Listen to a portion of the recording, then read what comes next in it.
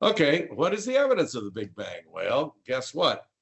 It's very interesting, actually. Over here on the left is a spectrum of something, some object, and there are Fraunhofer lines, were black lines, which were discovered long before the theoretical work. Took years before they discovered and figured out that, yes, you can have a prism spectrum across a range of frequencies, but what were these black lines in here? It turns out these black lines are sinks. They're blank lines due to the spectrum itself. They are certain frequencies where all the color at that particular frequency is held out. It's withdrawn. It's sucked up. And A, B, C, D, these were the early notes by the people that first started looking at these spectrums. And so, for example, if you were heating up helium, for example, you're going to have certain combinations of these spectral lines. Other elements are going to do the same. Even molecules are going to do the same. Well, guess what? It has something to do with stars. Older stars have a different stellar spectrum than newer ones. So this solar spectrum right here, with this combination of Fraunhofer lines, will be related to age. Isn't that kind of cool? We can associate the current spectral color with the color associated with a burning rate of stellar burning of a particular sequence. And I'll show you an example of this. But anyway, if the star is burning hydrogen, for example, the way ours is, you're going to have a certain spectrum and a certain combination of the Fraunhofer lines. But our sun will move into starting to burn the next one, which will be helium. After the hydrogen is burned up, moves into helium, moves into the next, and eventually the last one, it burns up iron. And this is called the star evolutionaries, the metallicity. Another point here about stars are called Cepheid variables.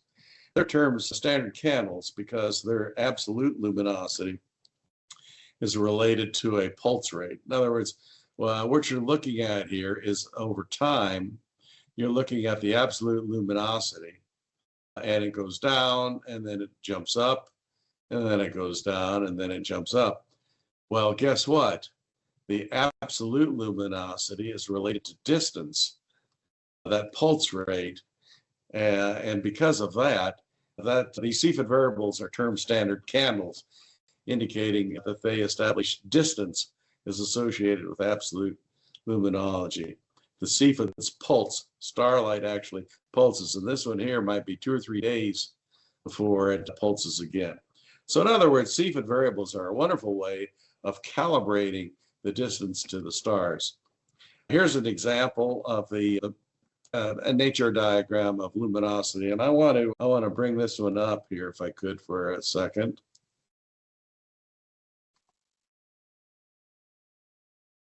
To blow that up. Well, am I going to get it or not? No, we have to move on. All right, if you can squint a little bit here, I'm going to move the cursor along the main sequence of stars. The scales here are, this is the luminosity from very bright to very faint, and the metallicity, or the color, the major color of that star is a horizontal axis. And if you can see here, there's different clusters. Does this sound familiar? Does this look like some to you?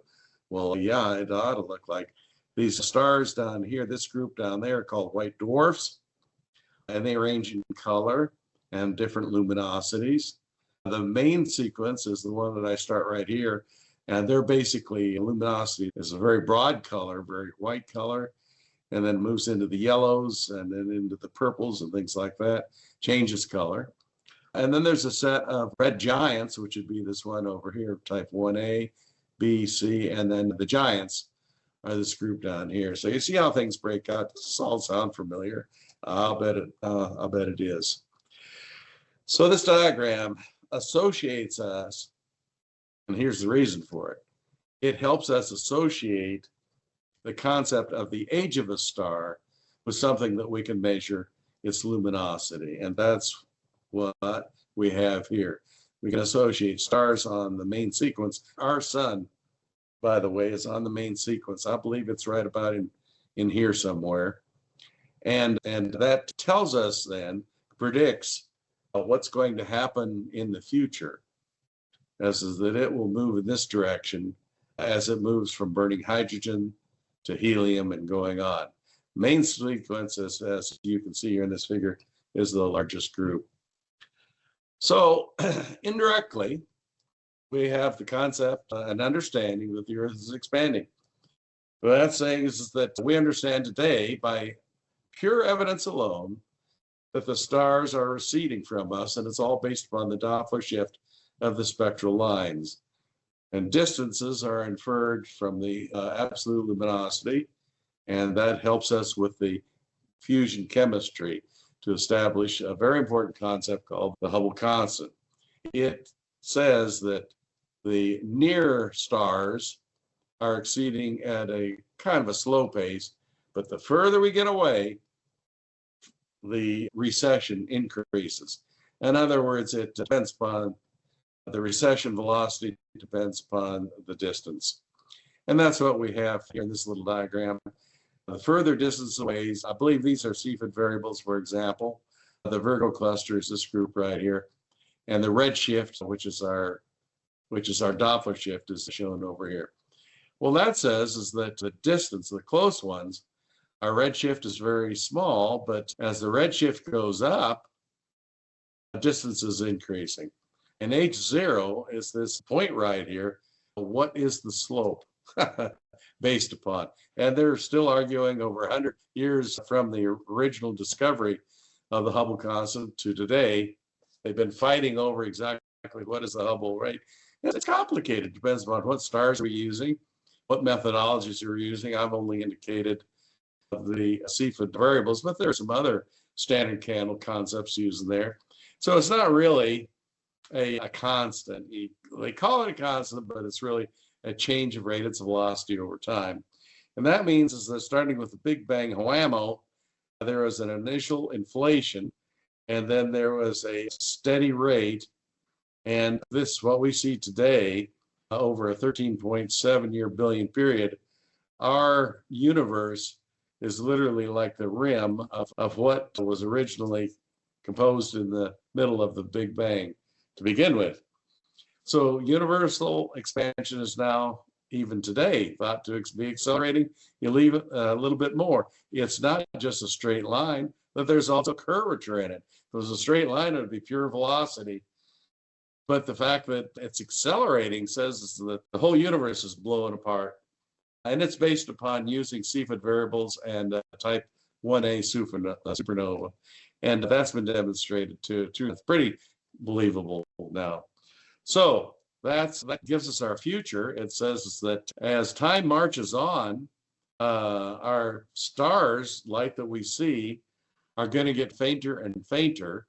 And eventually, the universe is going to grow dark because the stars are going to be moving away so fast that they will exceed the speed of the velocity of light.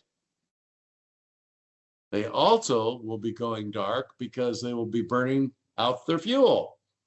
So we've got two things going against us. Now, I know if that's a little disturbing, you may want to get that beer after all, but then let's go the other way. Well, what about the beginning? And there was the Big Bang, and that's our evidence for the Big Bang. It's all based upon the Doppler shift of what we're seeing today. So right after the Big Bang, the universe erupted as a bundle of everything. Everything that we see today was part of that bundle during the Big Bang. And the bundle was some unspecified objects. We don't even really know what to call it soup, but it was an extremely high rate of something in extremely small space. And that was, of course, the singularity. High temperature, high energy, and high density. We also have, along with the soup, gravity. When the soup was born, after the structure of the universe was born, we have now the concept of gravity as a force. So force was born along with particles. And gravity, interestingly enough, is also not what you might think for the following reason.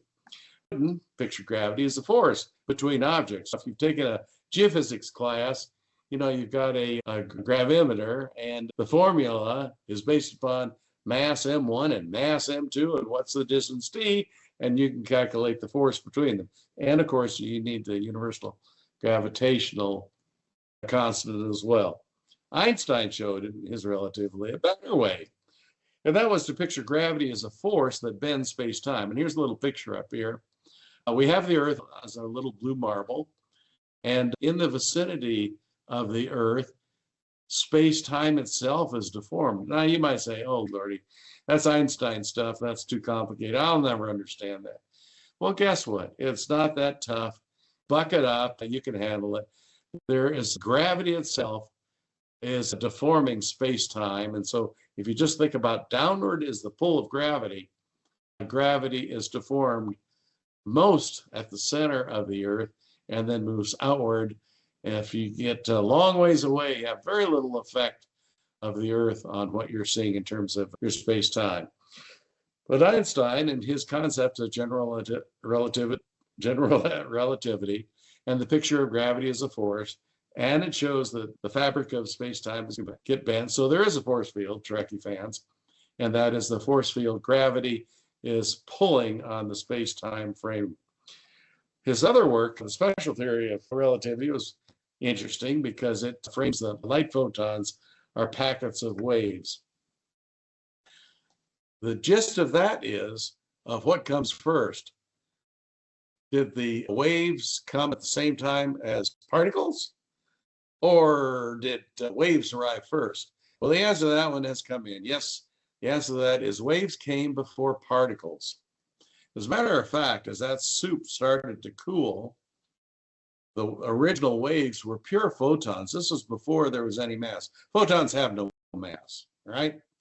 They have no mass whatsoever.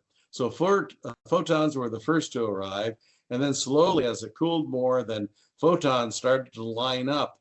And by superposition, you had photons of different frequencies adding together, so that right at the center, they added together in phase, and that's how we got our first electron. And then we got a proton, and then we got a neutron, and then we got all the standard model of all the other leptons and gluons and all the other stuff that we got in terms of our standard model. And it's all controlled by the speed of light. Here's a quick little story. Suppose that you're over here with a flashlight and you're shining. Here's your eye right here. Space-time is deformed. You might say, well, gosh, what did this have to do with the structure of space? Well, guess what? Your eye, does it see the flashlight? Nah, because if you follow that space-time line, it goes here, and space-time is deformed, comes around like that, and comes over there. But no, it's not visible, simply because it's in the way. The Earth is in the way of the flashlight. But take a look at the bottom picture down here. You see this rather strange thing? We have a series of a couple of stars right in here, and then we've got some weird stuff. Maybe we need to wipe off the objective lens in our telescope or something like that. But no, I'm kidding you, of course. What we're looking at here is these light waves. Yes, they bend along bend the space-time field. And what we're seeing here is a gravitational effect. So what we have is, although the flashlight is obscured, but because we have such a strong effect here, that if the mass is strong enough, we actually have space-time bent around. And that's what we're looking at. We're looking at gravitational lensing. So although it's distorted, what you're looking at here on this ring, you're looking at a galaxy of stars like the Milky Way. It's another galaxy behind the masses associated with these stars right in here. You're looking through and looking at the backside. So gravity is the culprit here. Yeah, we say that the near one obscures the far one, but that's not 100% true. As space-time is bent by gravity, we can see behind things. Isn't that cool? Without the lensing, these galaxies would be obscured. And then finally, the last thing here This is a black hole. We can't leave space-time until we talk about the black hole. Everybody thinks they know about the black hole, but in fact, even the absolute top-notch people of today tell us is that nobody really knows all that much about the black hole. And that's understandable, isn't it? This model of a black hole says is that although we're seeing dust circling around a black hole, we are seeing in the top and bottom sides here, we're seeing gravitational lensing. We're seeing on the back side of that ring. And also notice that it's displaced. You see how it's kind of shifted a little bit? The top is a little bit left and the bottom is a little bit right. That's due to the speed. So the faster it turns, the more it's distorted. And hey, that's pretty cool. That means we can actually estimate what is the rotation rate of the black hole. We can estimate there's basically two things that we can unequivocally estimate a black hole. Number one is the rotation rate, as you can see up there. And the other one is the mass. We can estimate the mass. If it's one solar mass or 8 solar masses, those are the small ones, those we can estimate. And also if they're the super black holes, there might be 1 million solar masses and that sort of thing. That's also available to us. Where are we going on all this? Well, guess what? We have quantum behavior. In other words, it's a little odd. And it's just something that we just have to buck it up and deal with it. And there's an uncertainty principle, which says that if you are going to be an observer of subatomic particles, the fact that you're observing gets in the way. You as an observer are affecting of what you're able to see. That's pretty strange. You can't look at something without being an observer. And yet, if you're an observer, you've messed up your observations. And nobody today, nobody, even if we had another Einstein, has got that sorted out. It's a conundrum. So more precise measurements can be made of the velocity. But this business about the observers are not for an individual measurement, but pairs of measurements. And that's what the uncertainty principle is all about. It says, well, hey, if you're going to try to measure the velocity of something better on a subatomic level, the velocity, you can improve that, but the measurement of something else is not as accurate. That's not intuitive at all.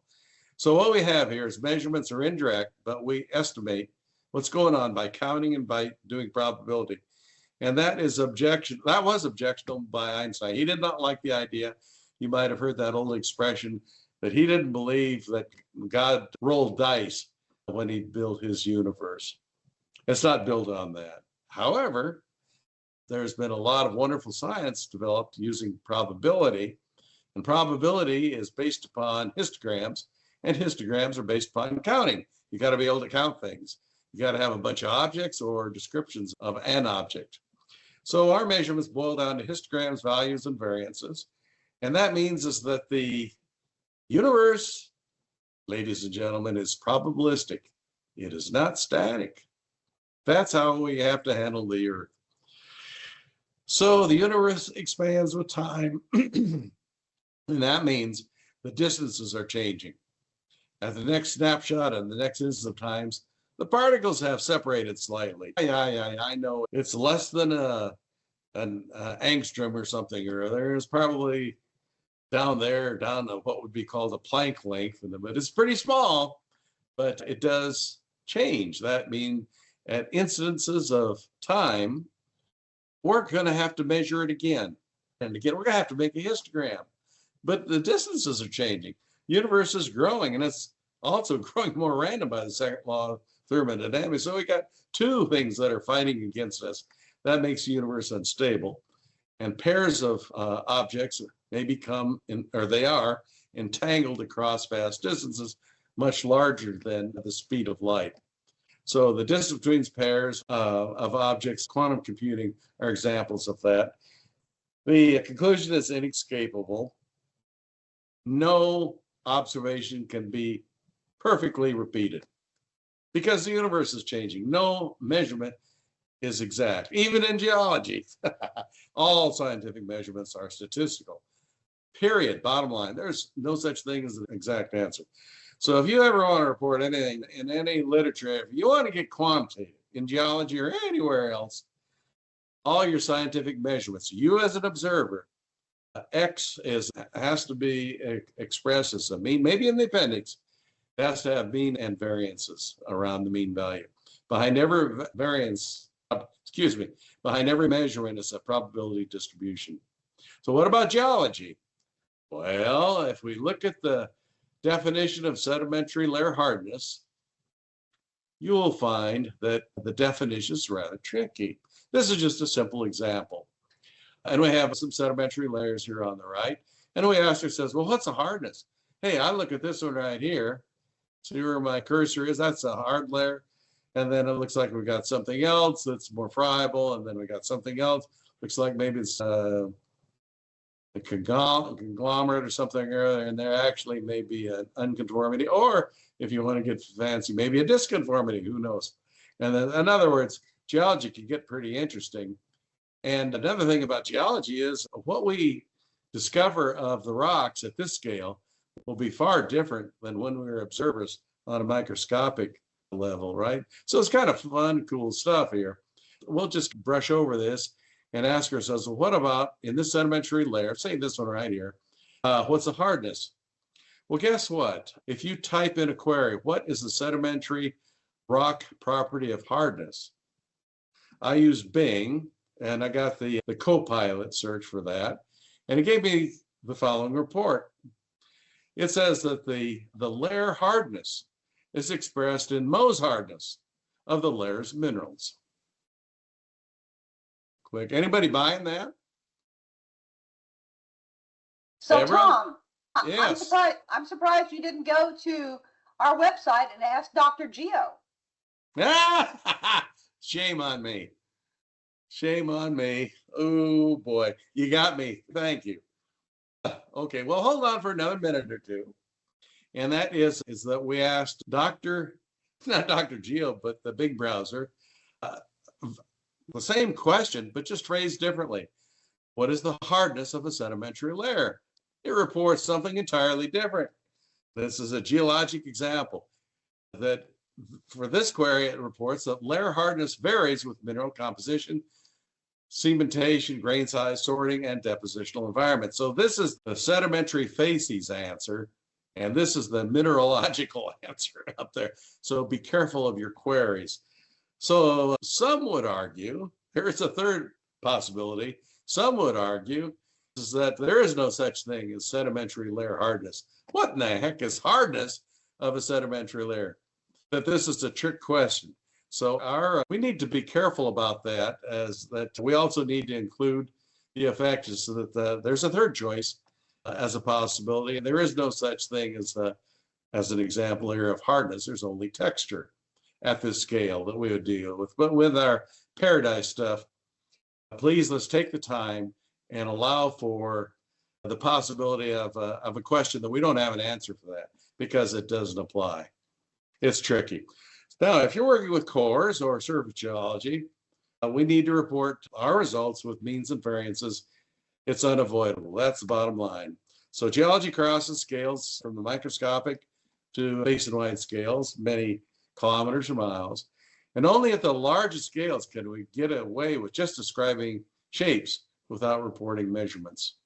So in conclusion, grab your rock hammer and squeeze real tight.